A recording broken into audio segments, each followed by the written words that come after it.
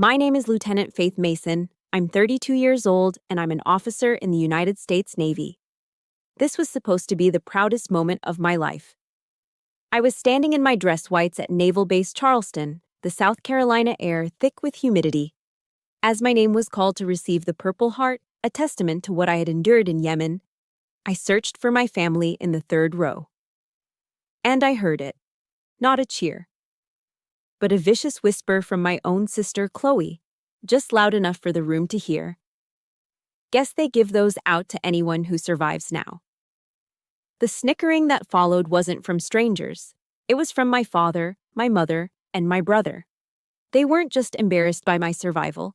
They were covering for a secret. They didn't know I saw the little red light blinking on Chloe's phone. They were recording my humiliation. And if you want to know what happens when a soldier discovers the real enemy is inside her own home, let me know where you're listening from in the comments, hit that like button, and subscribe. Because I learned something that day. The worst wounds never bleed. I stood at attention, my posture a steel rod against the suffocating blanket of Charleston heat that seeped through the crisp fabric of my dress whites. The air in the base auditorium was thick with the scent of floor polish, salt water, and the collective pride of 100 military families. Around me were the men and women I served with, faces etched with discipline and quiet strength.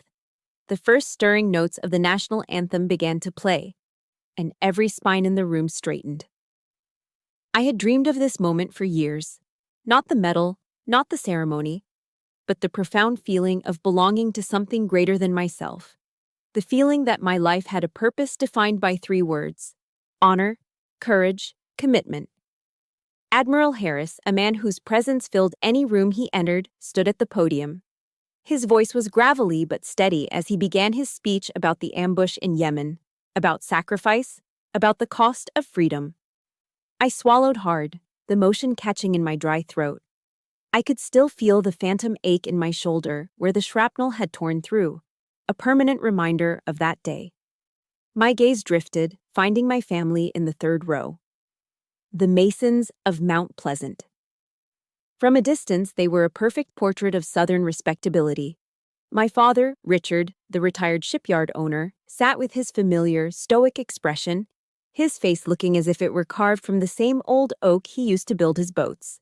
My mother, Eleanor, wore the practiced, serene smile of a quintessential Southern matriarch, a smile that could calm a storm or hide a secret with equal ease. Beside her sat my brother, Evan, and my sister, Chloe. And Chloe, my beautiful, polished sister, was holding up her phone, the lens aimed directly at me. Lieutenant Faith Mason. The Admiral's voice boomed through the speakers. A wave of applause, respectful and warm, washed over me. I pushed off my heels and began the walk toward the stage. Each step was a negotiation with the shrapnel that remained embedded in my shoulder, a sharp, pulsing reminder of the cost. The polished floor reflected the bright lights above, making the world feel slightly unreal. I kept my eyes fixed on the Admiral, on the flag behind him, on anything but the growing unease coiling in my gut. And then I heard it.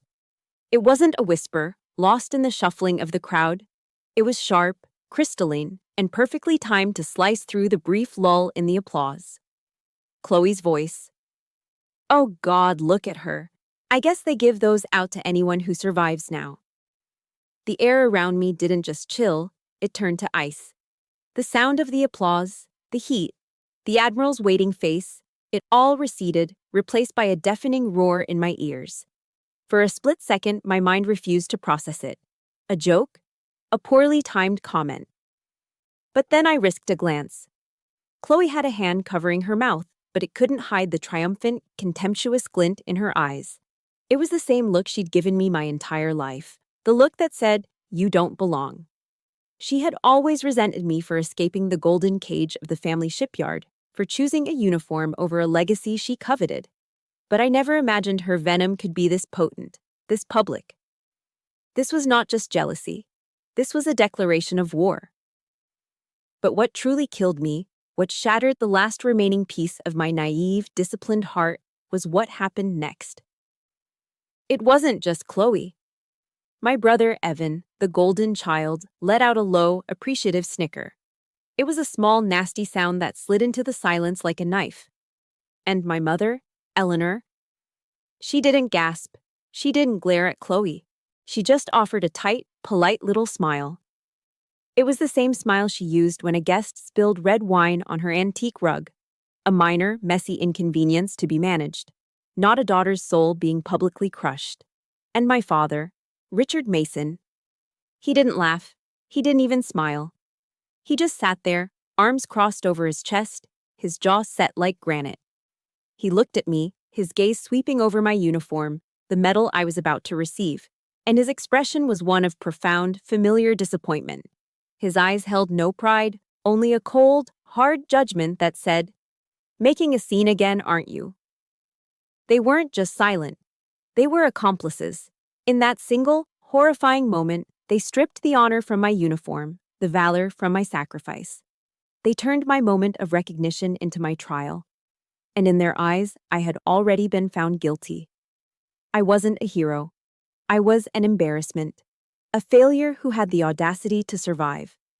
I reached the stage, my body moving on autopilot, the muscle memory of 1,000 drills taking over where my spirit had failed.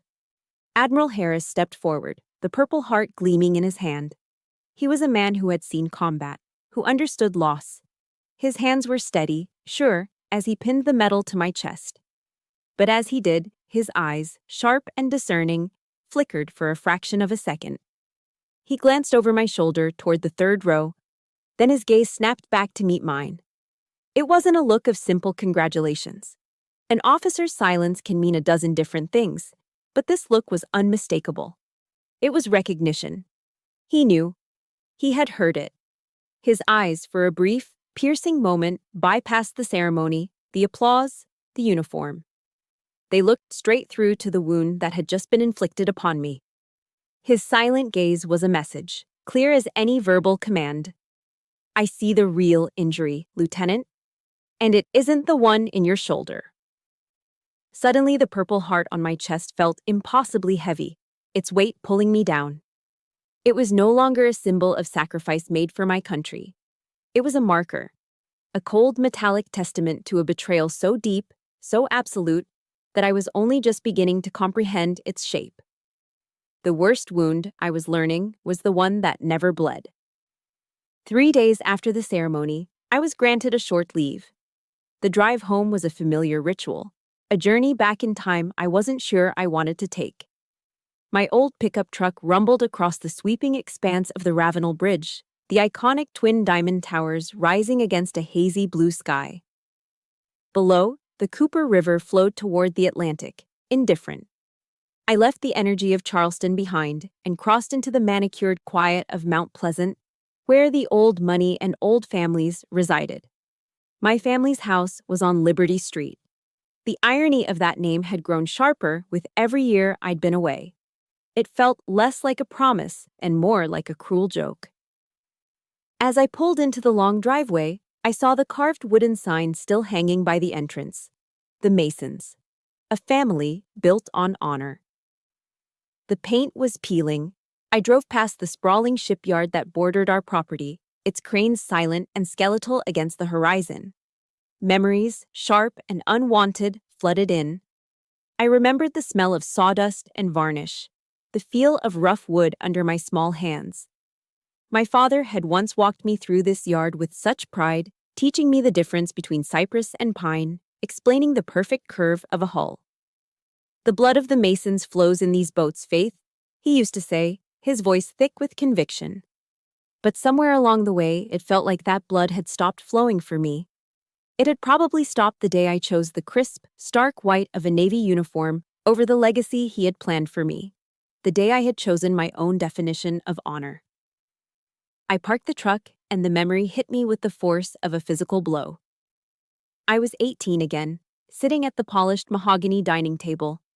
The late afternoon sun slanted through the tall windows, illuminating the steam rising from a bowl of my mother's shrimp and grits. Creamy, savory, the taste of home. I had practiced my announcement all week, the words feeling bright and full of hope on my tongue. "I got in," I said, my voice barely above a whisper. "I've been accepted to the Naval Academy." Evan, my older brother, let out a short, derisive laugh. Well, at least someone's paying for her college. Chloe just rolled her eyes, already bored. But my father didn't laugh. His fork clattered against his plate. He slammed his hand down on the table, the silverware jumping with the impact. "The Academy?" he roared, his face turning a dark, dangerous shade of red. "No child of mine wears a uniform. This shipyard is the Mason legacy. It's who we are." He pointed a trembling finger at Evan. "Evan stays. He builds the legacy. And you?" He looked at me as if I were a stranger, a traitor. "You're throwing it away to go play soldier. You're an embarrassment to this family." The words landed like punches. I looked to my mother, my silent plea hanging in the air. She just reached over and placed a placating hand on my father's arm. "Now, Richard," she murmured, before turning to me, her eyes pleading. "Faith, don't upset your father. Family comes first." And that was always her mantra. Family comes first. It echoed in my head as I walked through the front door that evening. My mother was waiting for me in the foyer, her arms open for a hug that felt more like a cage. She pulled back, her hands on my shoulders, her expression a careful mask of maternal pride. "I am so proud of that medal, sweetheart," she cooed, handing me a tall, sweating glass of sweet tea. The words were as sugary as the drink, but her eyes were cold, distant. They didn't meet mine. "Your father. Well, you know how he is. The shipyard has been struggling. It's been so stressful for him. Just try not to bring any more trouble home, all right?" The condensation from the glass chilled my hand. "Trouble?" I asked, my voice flat. "You mean the truth, Mom?" She flinched, turning away to straighten a picture frame on the wall, a classic deflection. In this house, family comes first didn't mean protecting each other. It didn't mean honesty or love. It meant the truth must be buried. It meant appearances were everything, and my survival, my honor, was just an inconvenient crack in their perfect facade. The house felt suffocating, every room saturated with unspoken resentments. I retreated to my old bedroom, a place that felt more like a museum of a girl I used to be. I started clearing out some old things, needing a task, anything to keep my mind from spiraling. I opened my mother's old vanity, which had been moved into my room years ago, looking for a box for some old photos, and that's when I saw it. Tucked away in the back of a drawer, beneath a stack of silk scarves, was something that did not belong. A plain manila envelope. My breath caught when I saw the faint, stamped insignia in the corner, the seal of the Office of Naval Intelligence. ONI. A cold dread, colder than any fear I'd felt in combat, spread through my chest. My heart hammered against my ribs. Why would my mother, a civilian who ran charity luncheons and garden clubs, have an envelope from Naval Intelligence? My fingers trembled as I pulled it out. Inside, there was no formal report, just a single yellowed slip of memo paper with a typed line on it. Ongoing surveillance, civilian accessing classified medical data via Mason contact. Mason contact. The words blurred. I was the only Mason in the United States Navy. Were they watching my family? Or were they watching me? Who was the civilian? Who were they accessing my data for? If you've ever felt like the odd one out in your own family, like you were the one being watched instead of being supported, hit that like button. And let me know in the comments by just typing the word truth. Because right then, I knew I was on the verge of a truth I might not be ready for. Just as the thought crossed my mind, my phone vibrated violently on the nightstand. The screen lit up with a name that made the air leave my lungs in a rush. "Admiral Harris," I answered, my voice barely a whisper. "Sir?" His voice was grim, stripped of all ceremony. "Lieutenant, we need to talk. In private." Sleep was a luxury I couldn't afford that night. The Admiral's grim directive and the chilling words on that ONI memo, Mason contact, played on a relentless loop in my mind. Every shadow in my old bedroom seemed to stretch and twist into a new question, a new suspicion. Lying in bed, staring at the ceiling, was a form of torture. I was a soldier. I was trained for action, not helpless speculation. If there were answers in this house, I had to find them. Around 2 a.m., when the old house had settled into a deep, groaning silence, I slipped out of bed. I moved with a practiced stealth, my bare feet silent on the cool hardwood floors. My target was my father's office, his sanctuary. The one room in the house that was more his than anyone else's. The door was unlocked. I eased it open, the hinges letting out a barely audible sigh. The room was dark, but the familiar scent hit me immediately. A complex mix of metal shavings, pine wood, and the faint, sweet tang of bourbon. It was the smell of my father's power, his authority. And tonight, I was violating his inner sanctum. I didn't turn on a light, using the flashlight on my phone to cut a narrow beam through the darkness. The beam swept across leather-bound books, framed blueprints of award-winning ship designs, and a photo of him and Evan shaking a senator's hand. I wasn't in that picture. I started with the filing cabinets, shipyard invoices, tax records, supply chain logistics. A decade of a dying business laid out in manila folders. Nothing. I moved to his massive oak desk. I sifted through papers, account statements, letters. It was all meticulously organized, perfectly normal. But the knot of dread in my stomach told me the truth wasn't in the open. Then I saw it. The bottom right drawer. It was stuck, jammed tight. It wasn't locked in a conventional way. It felt more like it was wedged shut on purpose. I pulled my Navy-issue folding knife from my pocket, a tool I'd used for everything from cutting rope to opening MREs. The irony was bitter. I was using a symbol of my service to pry into the secrets of the man who despised it. I worked the tip of the blade into the seam, applying steady pressure. With a sharp crack of splintering wood, the drawer gave way. My heart pounded against my ribs. Inside, there was no ledger, no incriminating document. There was just a single, crisp bank slip, stapled neatly to a business card. My flashlight beam trembled as I focused on the card. The text was simple, embossed in a stark, professional font, Maritime Research Group, MRG. The name meant nothing to me. But the bank slip beneath it meant everything. It was a deposit confirmation. Under the line item for services rendered, it read, Payment received, $7,500. And at the bottom, a signature that I had seen on every report card, every permission slip, every check of my life. R. Mason. My father's unmistakable, arrogant scrawl. $7,500. To a man like my father, it wasn't a fortune. But it was too much for a simple consulting fee from a company I'd never even heard him mention. A bitter taste, acidic and foul, rose in my throat. He was a man who had lectured me my entire life about how honor was priceless, how a Mason's name was worth more than gold. But apparently, his had a price tag.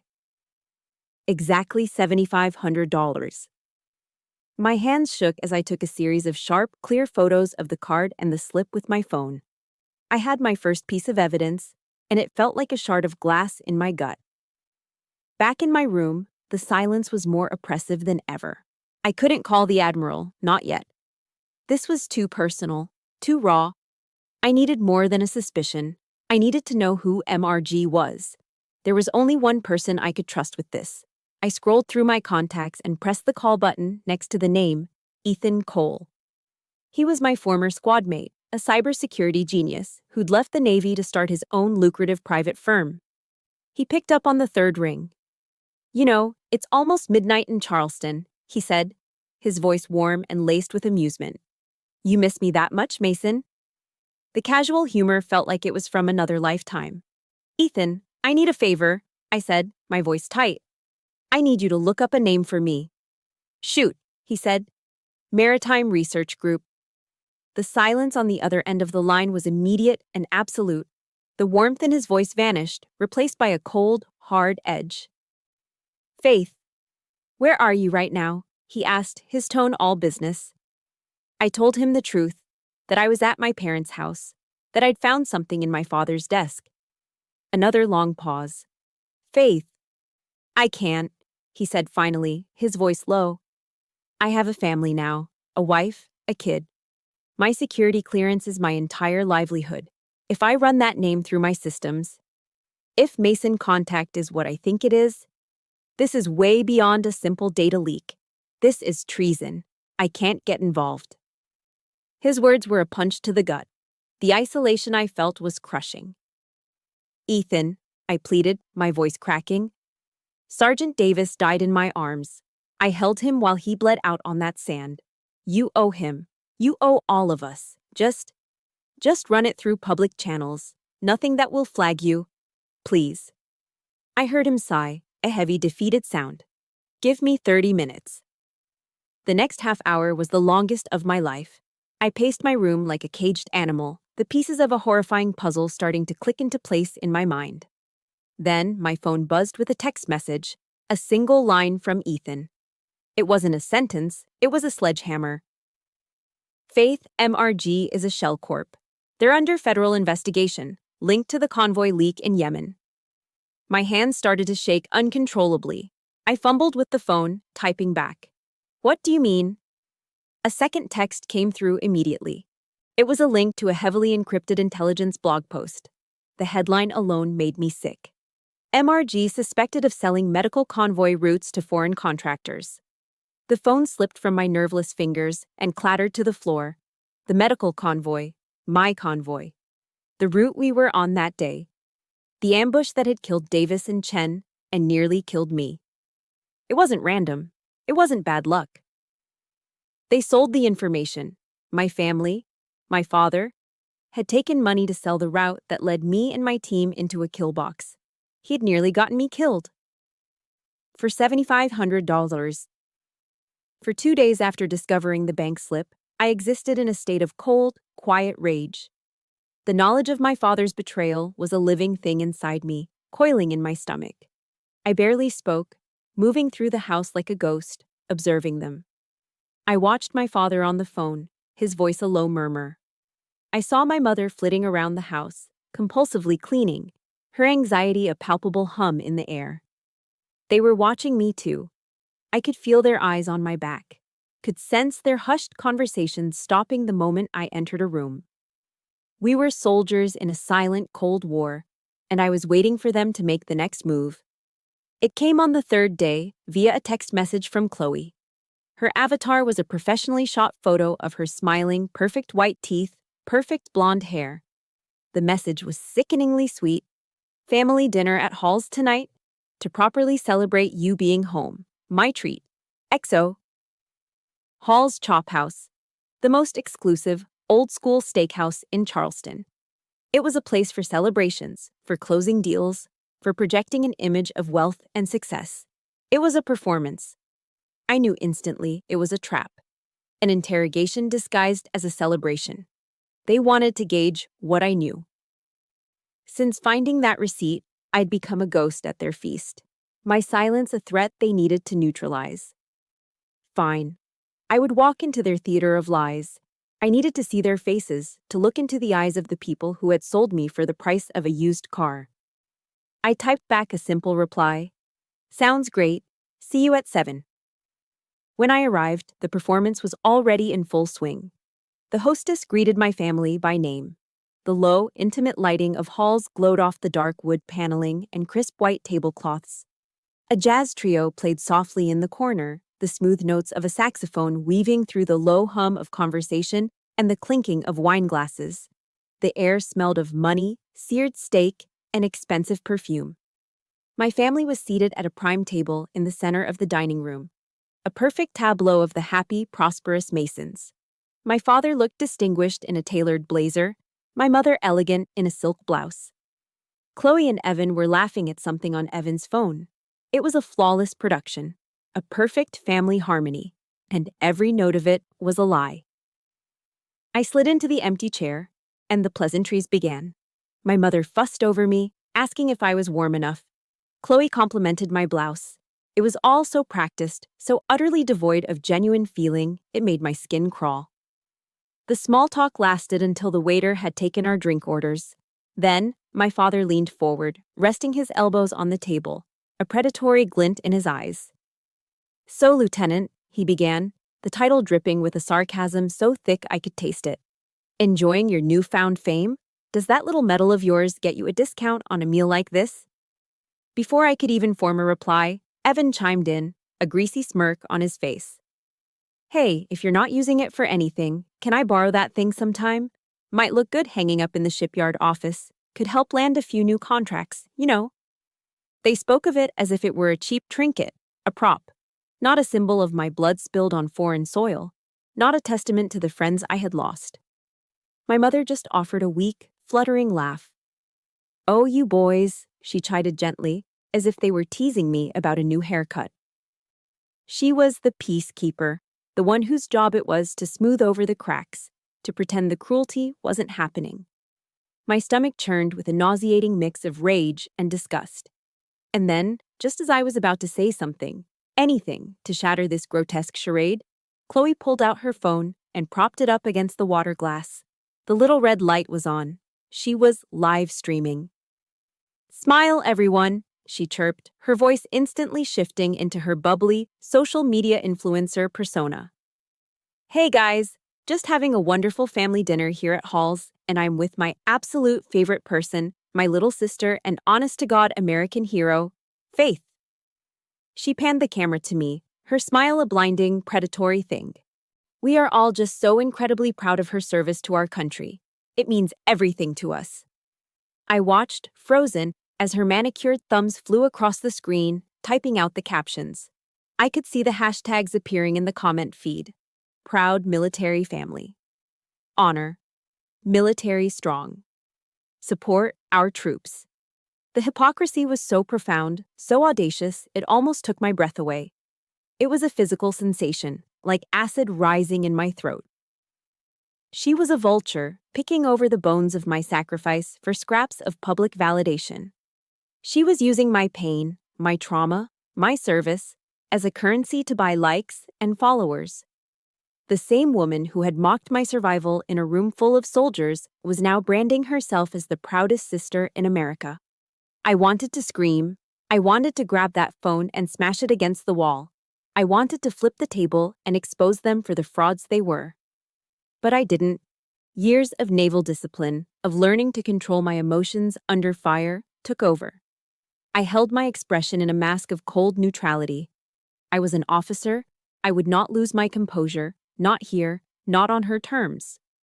Just then, I felt a vibration in my pocket. My own phone. I discreetly pulled it out under the table. It was a text from a number I recognized instantly. Admiral Harris. My blood ran cold. The message was short, direct, and urgent. We found more. Financials. Meet me after dinner. Do not let them know. A jolt of adrenaline shot through me, clearing the red haze of my anger. This wasn't just a family drama anymore. This was real. I looked up from my phone. Chloe was still cooing at her followers, oblivious. My father was flagging down the waiter for another glass of bourbon. Evan was scrolling through his own phone. They had no idea. The game had just changed. I carefully placed my napkin on the table and stood up, my movements calm and deliberate. Excuse me, I said, my voice even. I need to use the restroom. All eyes turned to me. My mother's held a flicker of concern, Chloe's a flash of annoyance at having her live stream interrupted. But it was my father's gaze that held me. It was sharp, suspicious, analytical. He was watching my every move, trying to read me. He knew something was wrong. I turned and walked away from the table, feeling the weight of his stare on my back. The performance was over. The real battle was about to begin. I didn't go to the restroom. I walked straight past it, through the crowded restaurant, and out the heavy front doors into the humid Charleston night. The valet barely had time to bring my truck around before I was in it, turning the key, my heart hammering a frantic rhythm against my ribs. I drove with a focus I usually reserved for combat situations, my mind a blank slate of adrenaline and purpose. The meeting point was a deserted parking lot overlooking the harbor, a place where the lights of the Ravenel Bridge reflected like scattered diamonds on the dark water. Admiral Harris was already there, waiting in his unmarked sedan. I got out of my truck and slid into his passenger seat. The interior of the car was dark, the only light coming from the faint glow of the dashboard and the screen of an open laptop on the center console. He didn't waste time with pleasantries. He simply pushed a thin file folder across the console toward me. My name was neatly typed on the tab. Bank records, he said, his voice a low gravel. We got a warrant this afternoon. I opened the folder. Inside were pages of financial statements, columns of numbers that swam before my eyes. Harris pointed a thick finger at a highlighted name on the top page. The account is in your brother's name, Evan Mason. My blood ran cold. He tapped the page. Regular recurring payments from the Maritime Research Group, $50,000 over the last 6 months. I stared at the numbers, my mind struggling to connect the dots. Evan, I whispered, the name tasting like ash in my mouth. My brother, the golden child, the heir to the shipyard. He was charming and lazy and greedy, but I never thought he was capable of this. But he's not smart enough to pull this off. He doesn't know anything about military logistics. Exactly, Harris cut in, his voice grim. He wasn't the brains. He was just the courier. He closed the bank file and turned the laptop to face me. On the screen was a classified intelligence report, heavily redacted with black bars. But one section was left clear. Harris pointed to the final 2 lines of a summary paragraph. They read, Intel provided by E. Mason, verified by R. Mason, E. Mason, R. Mason. My brother was the source, my father was the verifier. The air in the car suddenly felt thin, unbreathable. As a naval officer, I understood the chain of command, the protocols for intelligence. Verification was everything.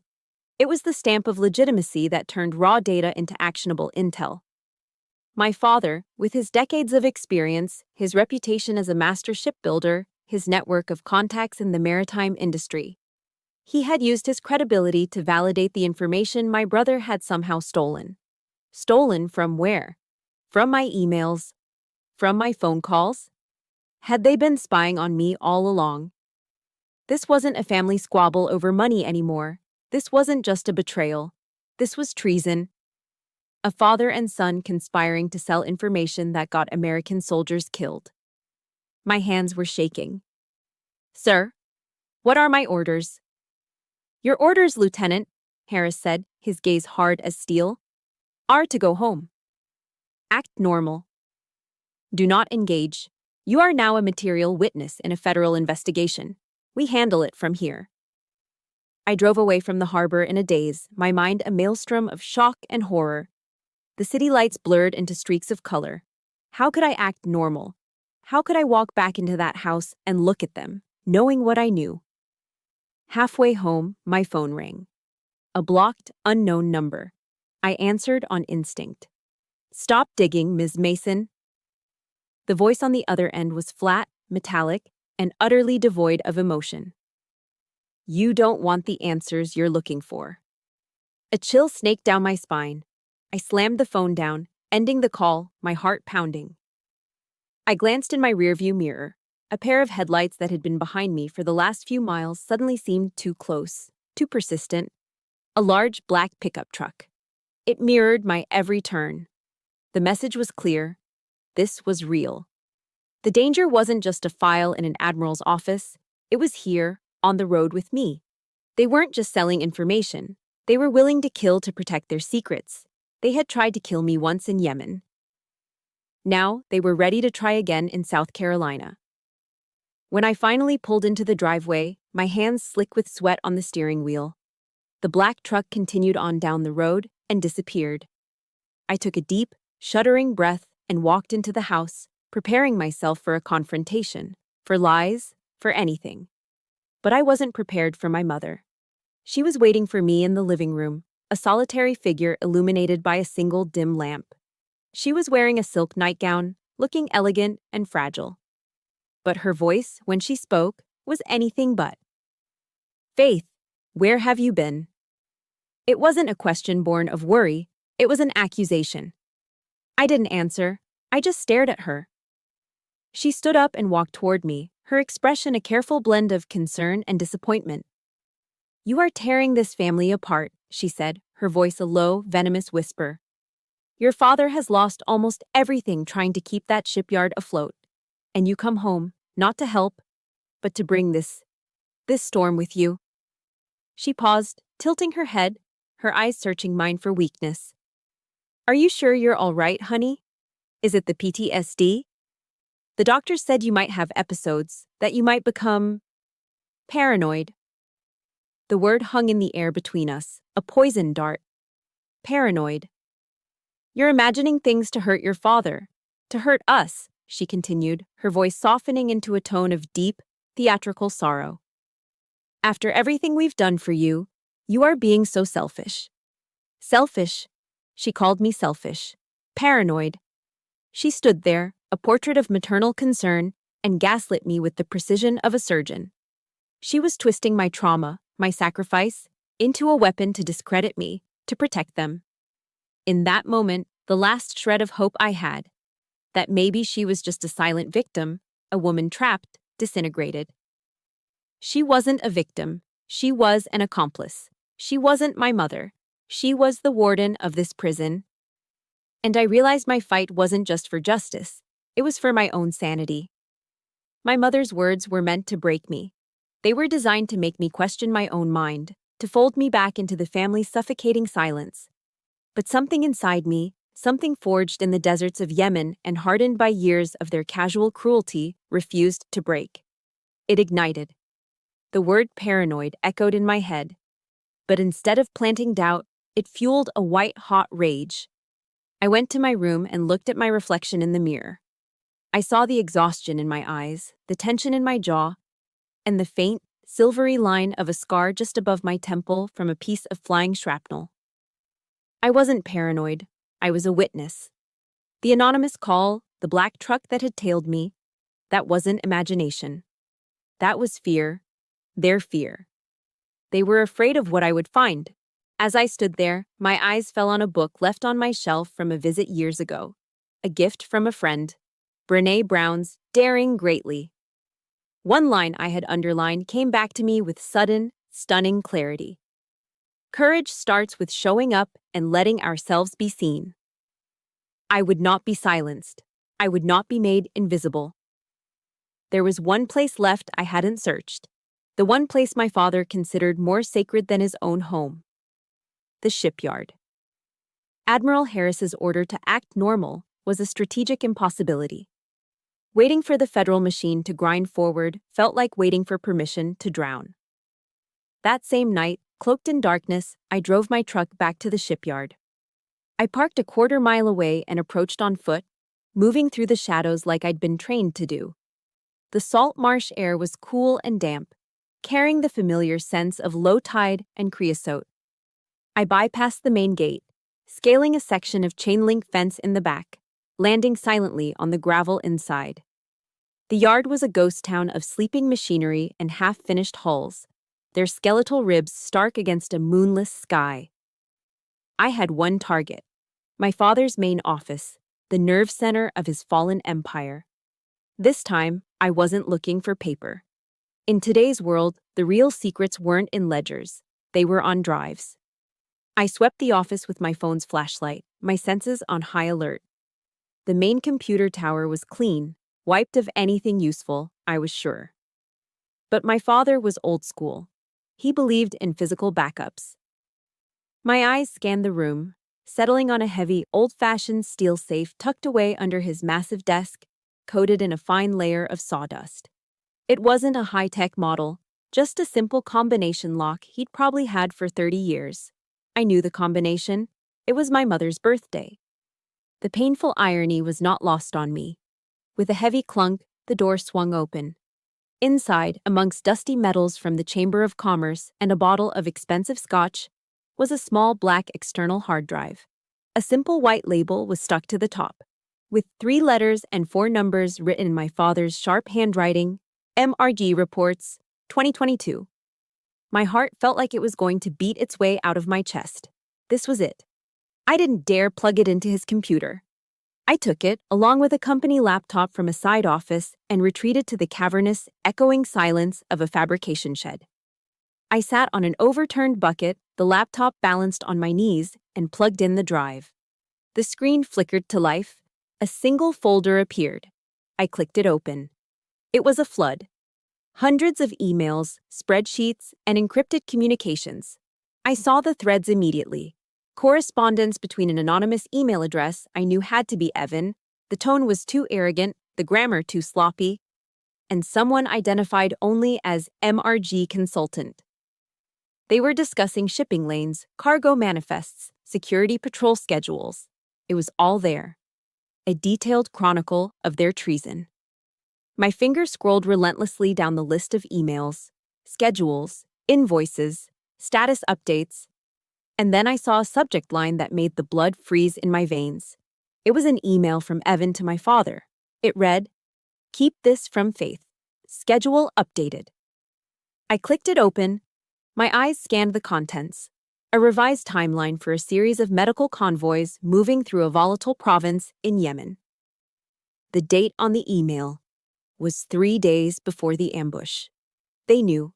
They knew my exact schedule.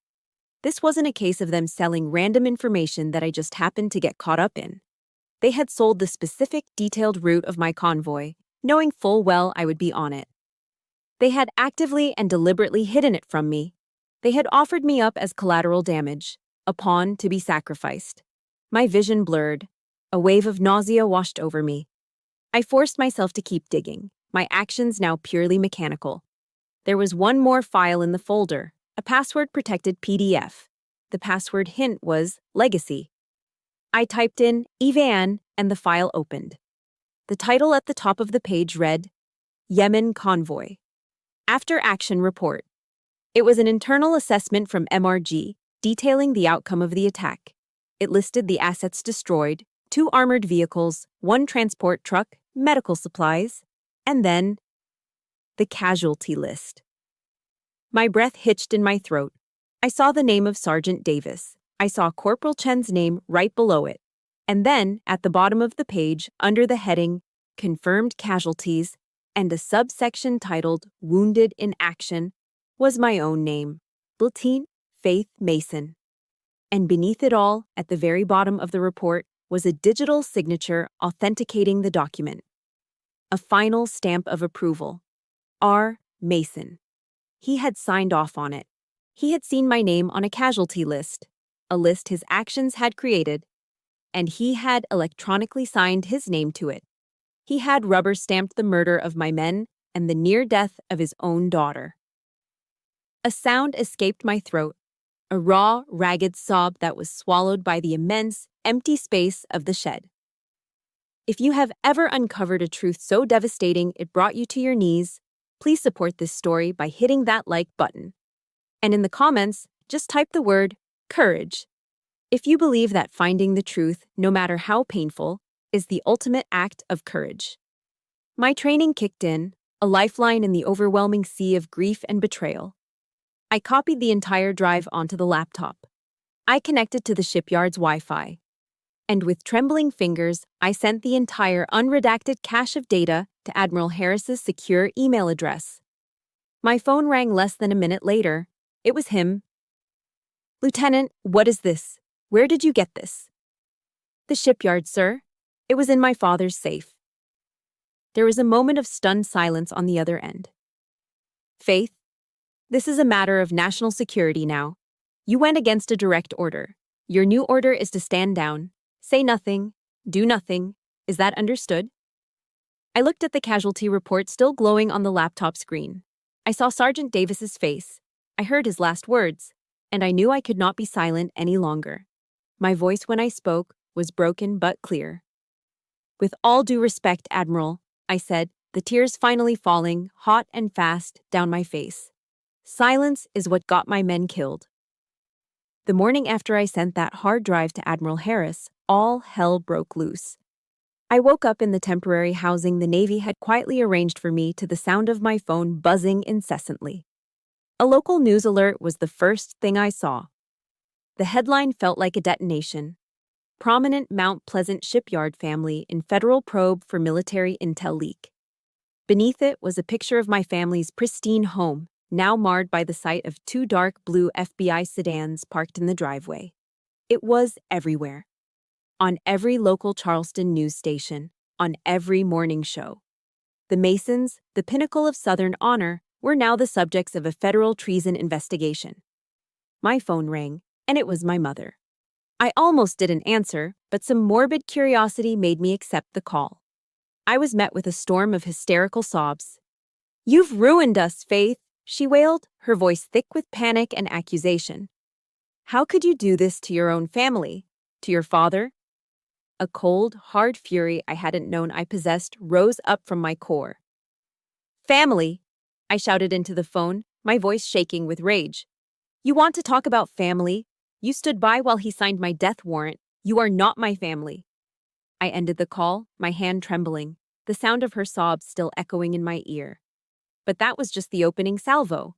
The main attack was yet to come. An hour later, Chloe launched her weapon. It appeared on her Instagram, her Facebook, and was quickly picked up by local blogs. It was a masterfully produced video, shot in what looked like her perfectly decorated living room. She was wearing a soft, cream-colored sweater, her makeup was flawless, and her eyes were glistening with well-rehearsed tears. The title was a stroke of manipulative genius. My Sister, the Hero.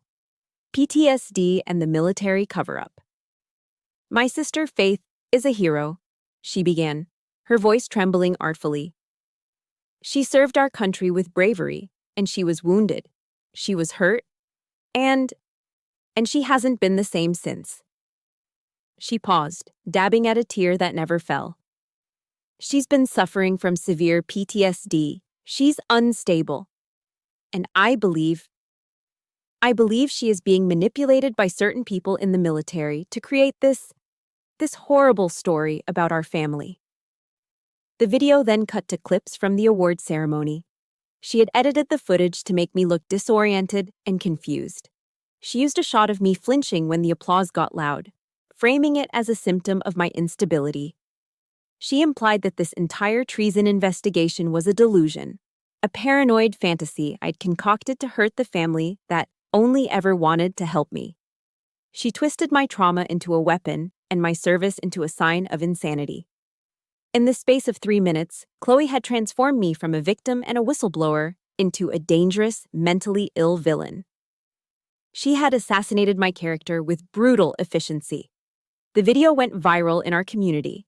The narrative was just too compelling. The tragic story of a wounded veteran lashing out at her loving, supportive family. The comments were a tidal wave of sympathy for them. The hashtag started trending in the Low Country. Save Faith from herself. It was brilliant, it was vicious, and it was working. It wasn't just an attack on me personally. It was a direct assault on my career and my credibility as an officer. A naval lieutenant with paranoid delusions? I was finished. My word meant nothing. The official call came that afternoon. It was Admiral Harris. His voice was strained, heavy. "Lieutenant, I've seen the video. The brass is getting nervous. The optics are challenging." He sighed. "I'm placing you on temporary administrative leave. It's an official order.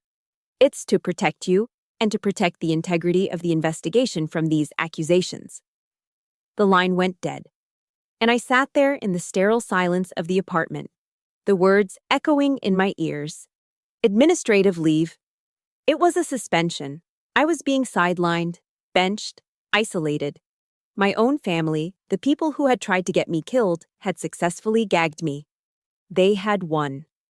I looked at my dress uniform hanging on the closet door, and for the first time in my life, I felt truly and utterly defeated.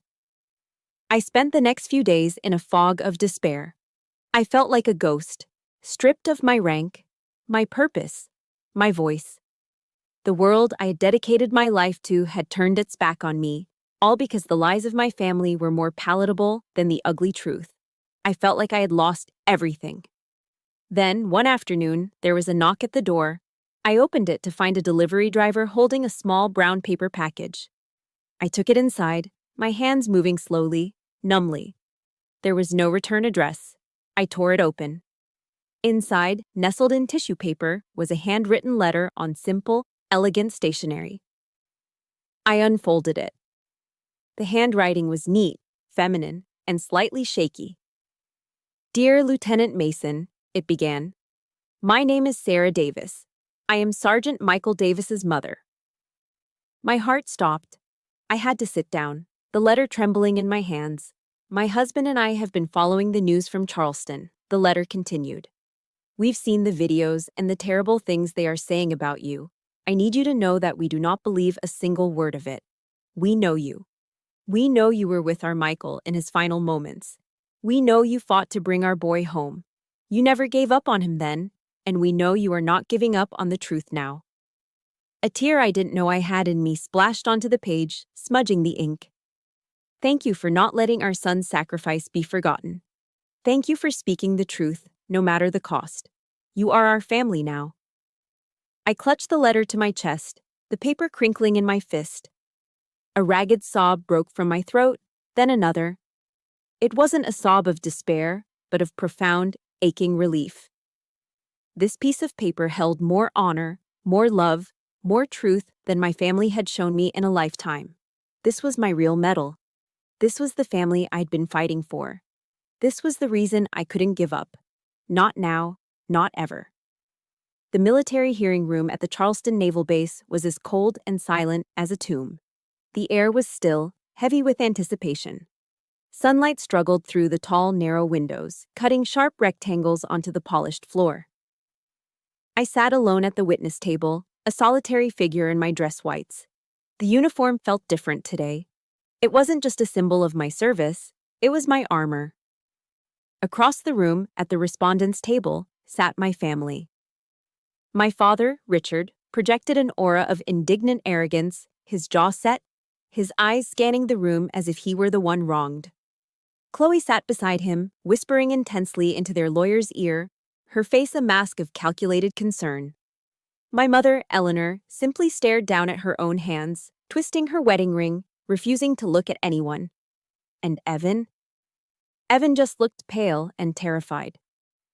As I had walked into the room moments before, the hushed whispers ceasing as all eyes turned to me, I thought of my grandmother. She was the only kind soul in that family, gone for over a decade now. A line she used to quote to me from her worn Bible echoed in my mind. Then you will know the truth, and the truth will set you free. I held on to those words like a lifeline. Today I was here for my freedom.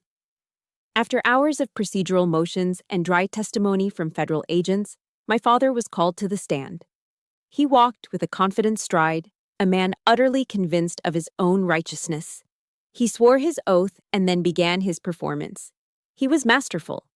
His voice was steady, tinged with the sorrow of a loving father forced to endure a nightmare. This is all a terrible, tragic misunderstanding, he began, his eyes sweeping across the panel of senior officers presiding over the hearing. My daughter is a hero.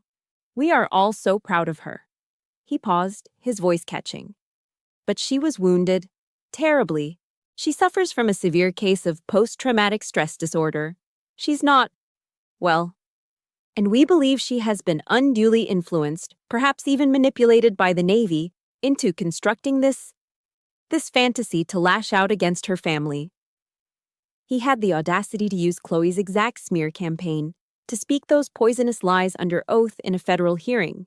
Then he turned and looked directly at me.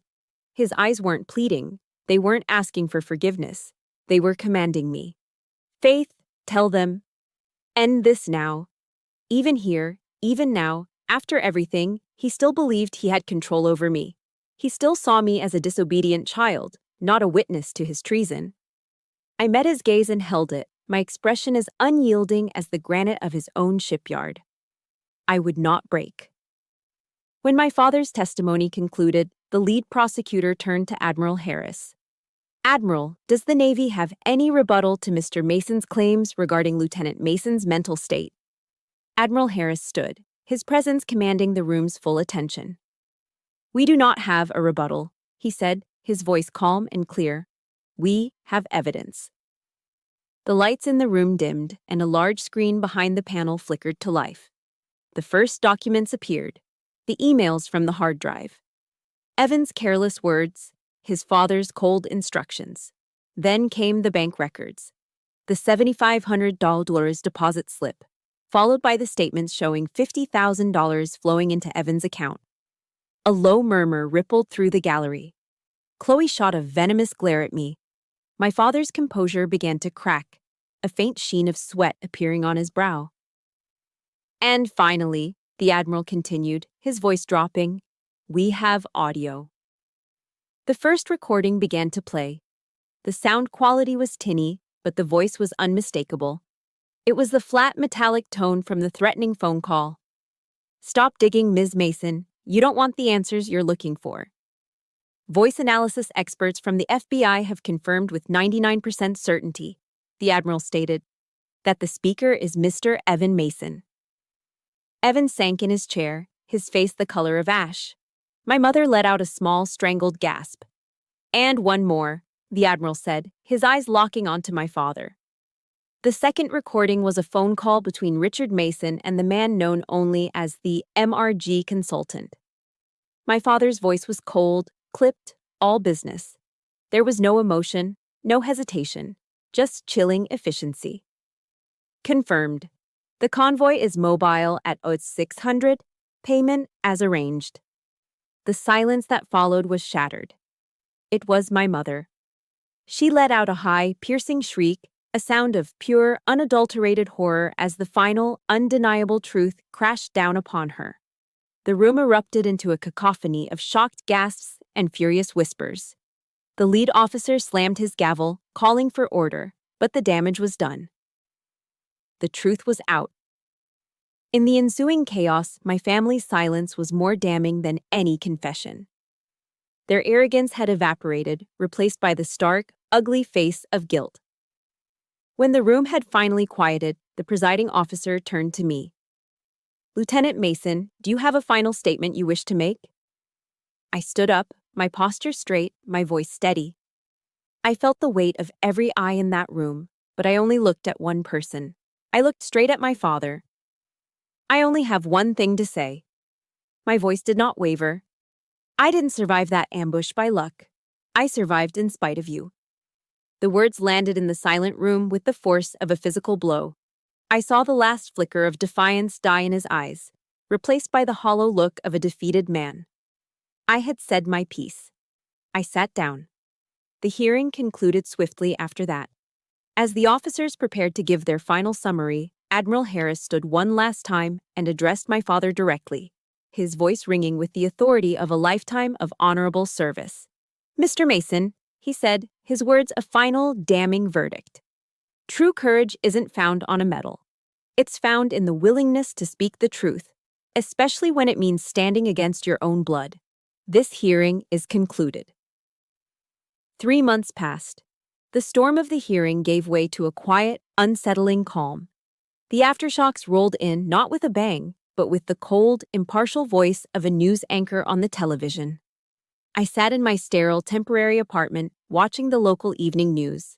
A photo of my father and Evan, stern and unrepentant in dark suits, flashed on the screen.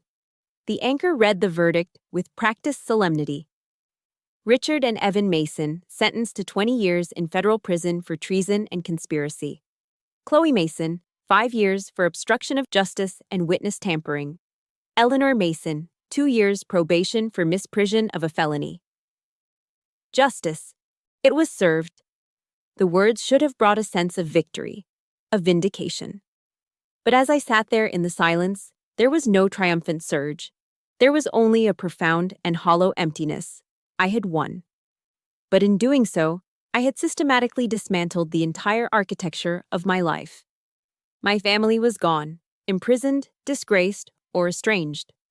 My career, the very bedrock of my identity, was in limbo, floating in a sea of administrative leave and political complexities. I had won the war, but I was standing alone on the battlefield, surrounded by the wreckage of what used to be my life. I had lost everything. A few days later, there was a knock on my door. I wasn't expecting anyone. I opened it to find Admiral Harris standing there, not in his starched uniform, but in a simple polo shirt and jeans. He was holding 2 steaming cups of coffee from a local shop. The gesture was so simple, so unexpectedly kind, it caught me off guard. Just thought you could use a decent cup of coffee, he said, his smile small but genuine.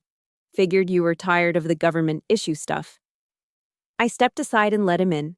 We sat at my small dining table, the silence comfortable between us. We didn't talk about the hearing or the sentencing.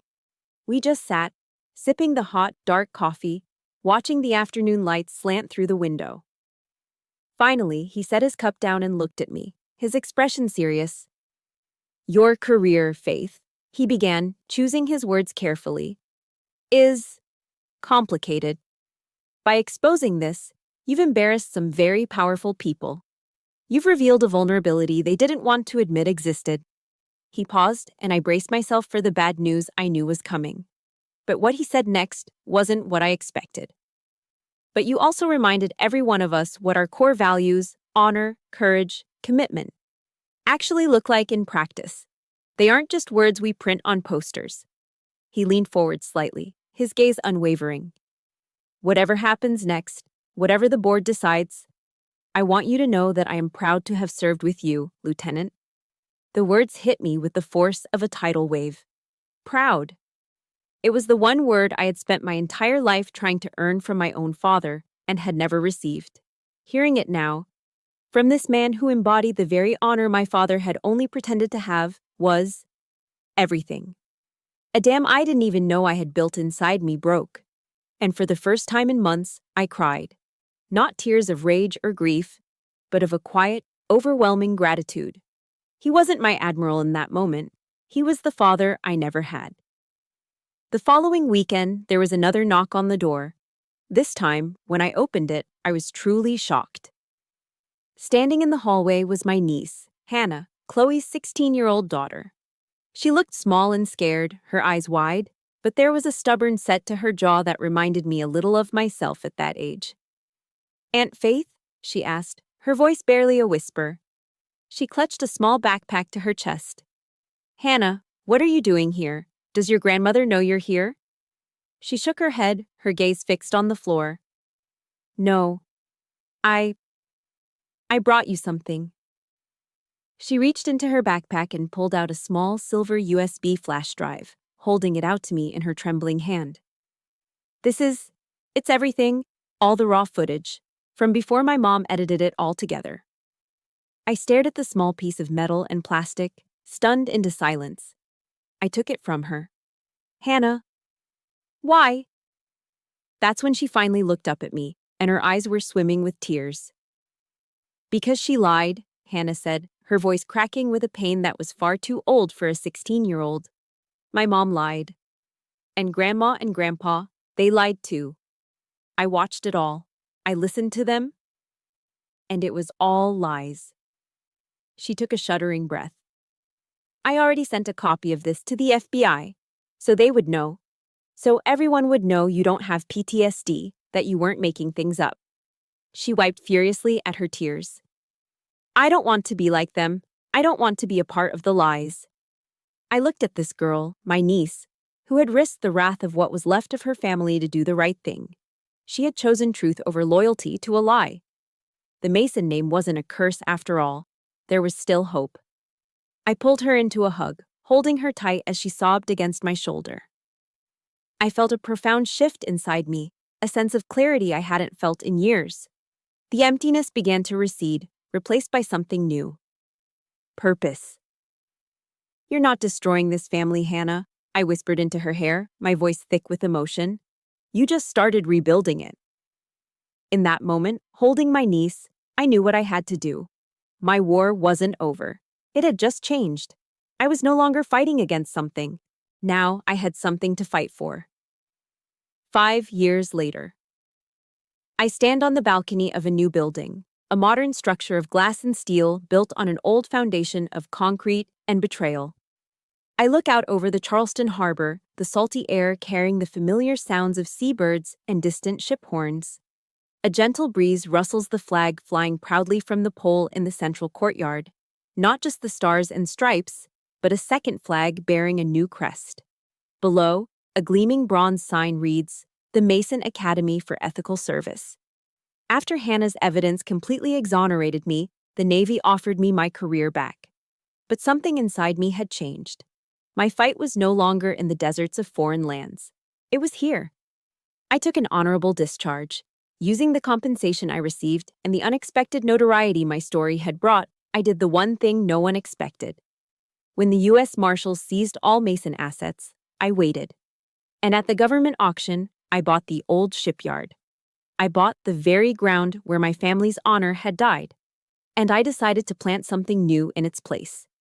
Where my father and brother had built a legacy of greed, I would build one of integrity.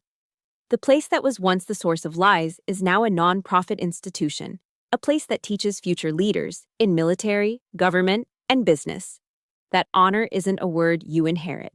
It's a choice you make every single day. A sharp, confident voice cuts through my thoughts. It looks good, Aunt Faith. I turn and smile. Standing beside me is a midshipman, her posture ramrod straight in the crisp dress uniform of the United States Naval Academy at Annapolis. It's Hannah. At 21, she is no longer the scared girl who showed up at my door. She's a woman of conviction, her eyes clear and steady. She looks out at the bustling campus below, at the young people walking between classrooms that were once noisy fabrication sheds. "You rebuilt everything," she says, a note of awe in her voice. The circle was now complete. Another Mason in uniform. But this time, it was a choice made not in defiance of a family, but in service of an ideal of absolute integrity. I watch her for a moment, my heart swelling with a quiet, fierce pride. This was the true Mason legacy, the one that mattered. "She's a good kid," I say softly, more to myself than to her, knowing that Hannah was the best thing to come out of all that wreckage. Hannah's gaze drifts down to the docks. The flagship of the Academy's small fleet is an old, refurbished vessel used for humanitarian aid missions, delivering supplies to hurricane-stricken areas in the Caribbean. It was once my father's prize boat. We kept the nameplate on the stern as a reminder. The Eleanor. "Do you ever forgive them?" she asks, her voice quiet, the question one she has clearly held for a long time. I follow her gaze, thinking of my father and brother in a federal prison in another state. Of Chloe, now out on parole, living somewhere in the Midwest under a different name. Of my mother, who I haven't spoken to since the day of the sentencing. The old, searing anger is gone. The sharp edges of betrayal have been worn smooth by time. All that remains is a kind of hollow sadness, the ghost of a wound that has long since scarred over. "Forgiveness isn't about forgetting, Hannah," I say, turning to face the sea. "And it's not about saying that what they did was okay. It wasn't. It never will be." I take a breath, the salty air filling my lungs. Forgiveness is about accepting the truth of what happened in all its ugliness, and then making a conscious choice not to let it have power over you anymore. It's about choosing your own peace. "So you finally found peace," Hannah says, a gentle smile on her face. I shake my head slowly. My eyes drift toward the wall of my office, visible through the glass balcony doors. Hanging there, in a simple, elegant frame, is my purple heart. It's not a reminder of betrayal anymore. It's a reminder of survival, a reminder of the price of truth. "No, Hannah," I say, my voice clear and certain. "I didn't find it, I built it." Because a true legacy isn't the name you're given. It's not the business you inherit or the reputation you're born into. It's what you build from the broken pieces of your life. It's the choices you make when you have every reason to give up. I, Faith Mason, was given a legacy of lies and dishonor. But I chose the truth. And from the ashes of betrayal, I had created a legacy of my own. One that was quiet and honest and unbreakable. My story, from that painful ceremony to the academy that stands here today, is now told. But I know it's just one story among many. So many of you listening have fought your own quiet battles and have had to build your own peace from the ground up. If you believe that we are the architects of our own legacy, please support this channel by hitting the like button. For my last question, I would be honored to read your answers in the comments. What is one thing you are proud of building in your life? Subscribe to continue being part of a community where stories of resilience are heard and honored. Thank you for listening.